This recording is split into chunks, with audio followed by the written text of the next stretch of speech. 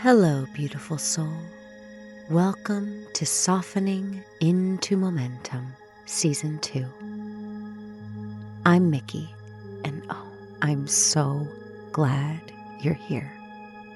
Really, right here, right now, in this tender moment that we're sharing. Today we begin something sacred together. A journey into the most intimate relationship you'll ever have. The one with your own mind. And I want to start by asking you something that might feel radical. What if nothing inside you is broken? I know how that sounds and how it might land, especially if you're sitting there right now with that voice, you know the one, telling you all the ways that you're not enough. You're not doing enough. You're not being enough. That voice that wakes up before you do, already listing what you did wrong yesterday and what you'll probably mess up today. That voice that learned to protect you. Yes, protect you. Stay with me here. You see, in Buddhist psychology, we have this beautiful understanding of dukkha, often translated as suffering, but really it means the unsatisfactoriness, the friction, the way life rubs against us. And one of the deepest sources of dukkha isn't what happens to us. It's what we tell ourselves about what happens to us. But here's what over 2 years of sobriety and countless hours sitting with my own cruel inner voice have taught me. That critic, that judge, that relentless narrator of your inadequacy, it's not your enemy. It's a frightened child with a megaphone in their hand, trying desperately to keep you safe the only way it knows how.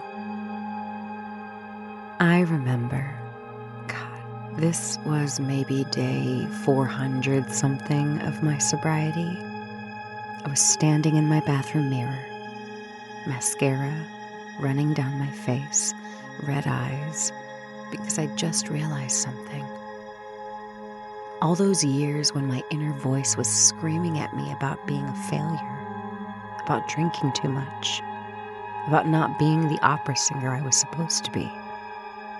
It wasn't trying to destroy me. It was trying to save me from disappointment, from rejection, from being seen and found lacking.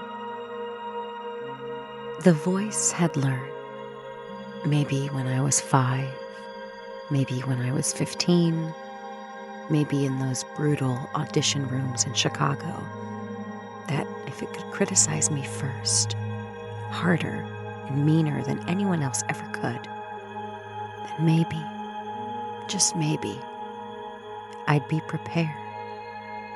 I'd be protected. Think about it. When did your inner critic first show up? Maybe it was when you brought home that report card and saw something shift in your parents' eyes. Maybe it was when kids laughed at something you couldn't control. Maybe it was in a relationship where love felt conditional, where you learned to scan constantly for signs of disapproval. The critic is born from love turned inside out. It's protection that got confused somewhere along the way and started believing that keeping you small was the same as keeping you safe. For those of us in recovery, whether from alcohol, from people-pleasing, from perfectionism, this voice often gets louder before it gets softer. Because now we're doing something terrifying. We're changing. We're growing.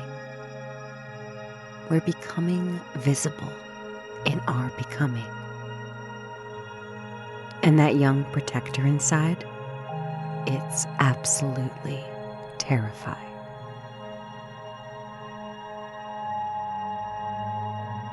I personally identify with and work with a lot of gray area drinkers. You know, those of us who didn't hit some dramatic rock bottom, who could still function, still show up, still perform. And one of the first things that happens when we stop numbing, that inner critic gets loud. Without the wine or booze to soften its edges, without that third glass to make it fuzzy, suddenly it's right there, crystal clear, loud, and relentless. It might say you're not really an alcoholic, so you're just being dramatic. Or you can't even do sobriety right. Who do you think you are, trying to help others? Oh, that's the one. That's my critic's favorite song. Even now, recording this for you, there's a voice somewhere back saying, "Who are you to teach about inner voices? You're still struggling with yours." And you know what? It's right. I do still struggle. But that is exactly why I can still sit here with you. Not as someone who's conquered the critic, but as someone who's learning to dance with it, to bow to it even, to say, "Thank you for trying to protect me, but I'm safe now. You can rest." In Buddhism, we have this practice of turning toward our suffering instead of turning away from it.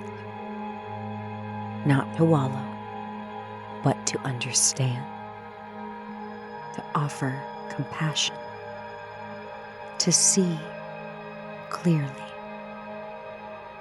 So today, right now, I want to invite you into something gentle.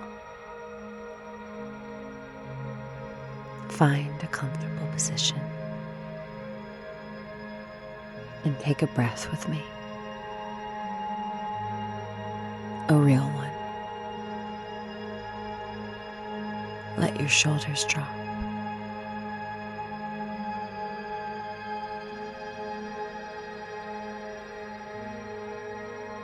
And just notice, without trying to change anything, what is your inner voice saying right now?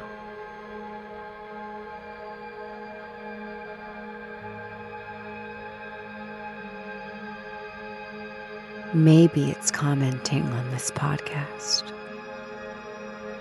Maybe it's telling you that you don't have time for this. Maybe it's already 3 steps ahead, planning, or worrying, or judging. Just notice.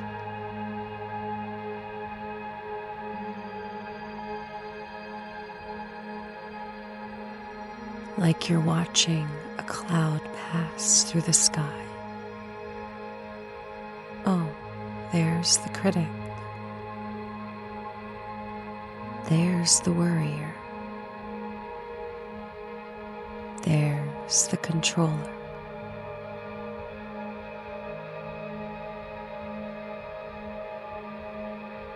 And then this is the radical part. See if you can get curious.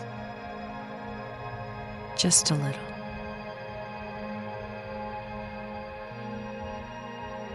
Ask that voice very gently, what are you afraid would happen if you didn't speak?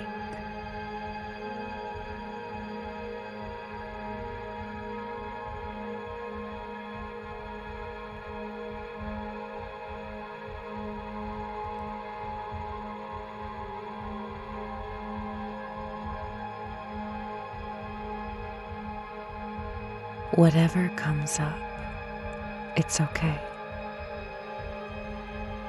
Maybe it's you'd fail. Maybe it's people would leave, or laugh, or judge. Maybe it's you disappoint everyone. Maybe it's just a feeling, wordless, but heavy.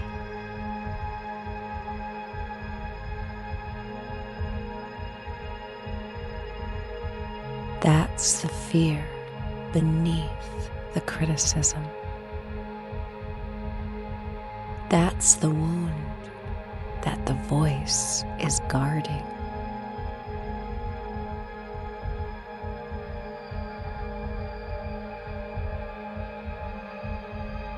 Take one more deep breath in, breathing in the awareness and release.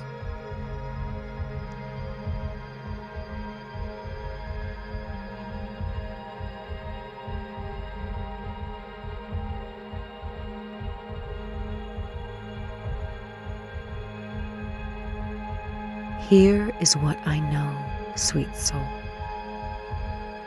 We can't exile the critic. We can't positive affirmation it away. We can't even meditate it into silence. Trust me, I've tried. But we can change our relationship with it. We can learn to hear it without believing everything that it says.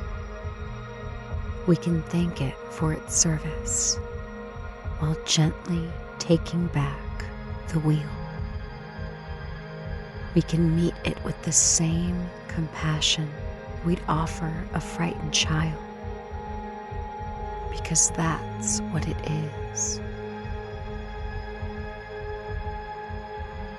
This doesn't happen overnight. I know I still have days where my inner critic runs the show, where I believe every single harsh word that it says, where I forget everything that I know about compassion and curiosity. But then I remember, even the critic is impermanent. Even the harsh voice is just weather passing through the sky of consciousness. And underneath it all, underneath the criticism and the fear and the protection mechanisms that got too good at their job, there's something else. Something quieter, something that knows without any doubt that you are not broken. You never were.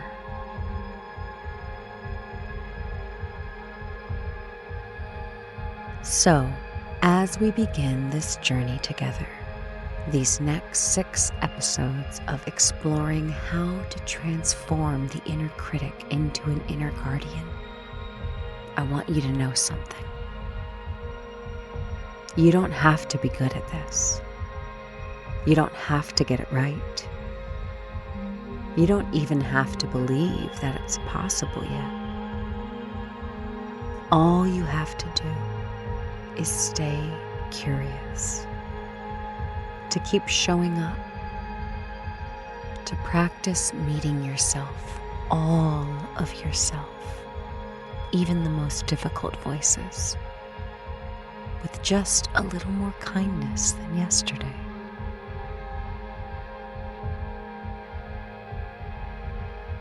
Inside my Rewriting the Inner Voice coaching work, we go deeper into these practices, slowly, gently, with space for your lived experience, your history, your tender spots. But even here, even in these few minutes that we share together on this podcast, transformation is possible. Because every time that you pause before believing that critic, every time you get curious about what it's protecting, every time you offer it compassion instead of combat, you are rewriting the story. You're softening the edges. You're finding momentum through metta, through loving kindness, through the radical act of befriending your own mind.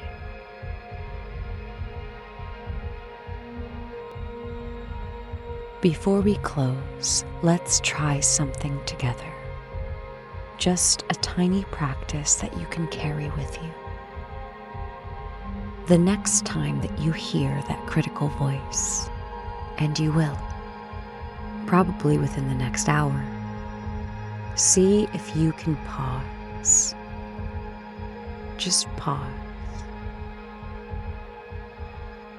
And instead of fighting it or believing it, try saying this: "Thank you for trying to protect me. I hear you. I'm safe now."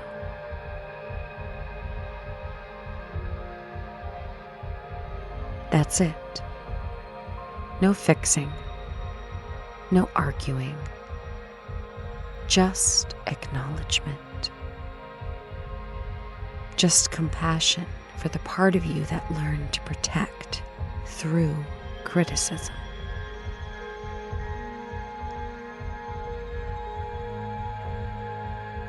What if nothing inside you is broken, beautiful soul?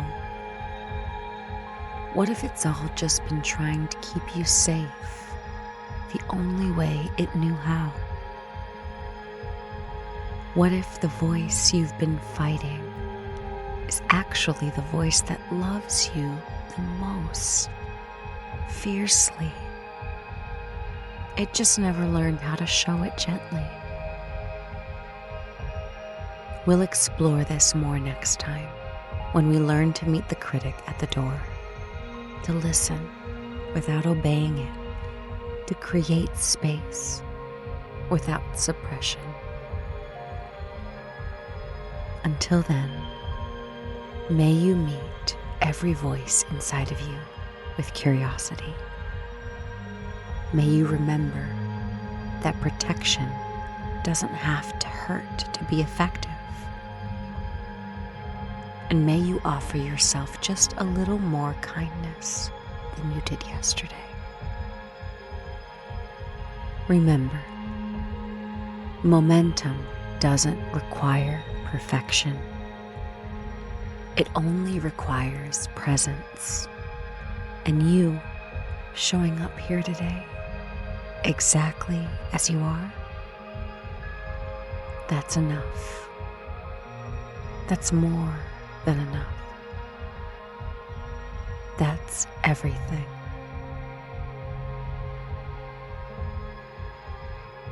The Softening into Momentum podcast is lovingly curated, created, written, edited, and produced by me, Miki Byrne, with accompanying sound bath frequencies by my good friend, Static.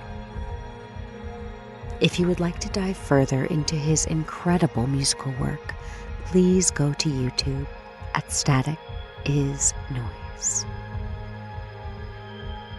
Thank you for softening into this moment with me. Until we meet again, beautiful soul. Namaste.